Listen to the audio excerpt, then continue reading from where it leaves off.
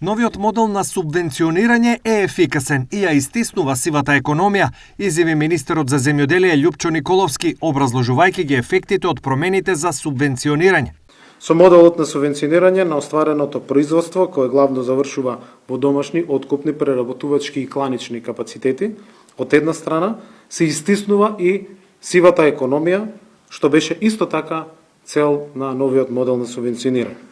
А од друга страна создаваме услови за развој на домашната македонска економија преку користење на основните земјоделски производи за добивање на производи со додадена економска вредност, кои освен што ја збогатуваат лепезата на домашно производство на македонскиот пазар, имаат и сериозен извозен потенцијал, што го потврдуваат повторно фактите и бројките.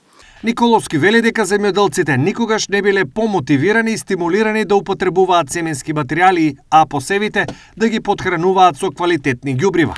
Земјоделците ги мотивираме и поддржуваме да користат сертифицирани семенски материјали и ѓубрива, да остварат поголем принос преку новиот модел и да своето производство го предадат во домашните преработувачки капацитети, јакнејќи го договорното производство, или пак истото да го користат и за сопствени потреби.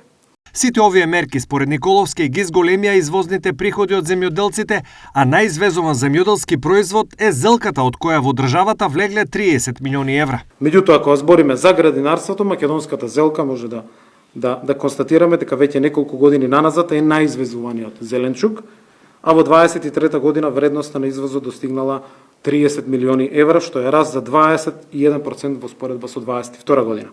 Пиперките се вториот најизвезуван производ, кој на странските пазари се продадени со 26.000 тони во вредност од 20,7 милиони евра. Потоа следува доматот, печурките за јадење, краставиците, корнишоните, кромидот и компирот. На денешната пресконференција министерот Николовски нагласи дека сите над 8.000 земјоделци кои до 30 декември не аплицирале за дополнителни субвенции, ќе имаат уште една шанса да го направат тоа и да дојдат до дополнителни средства.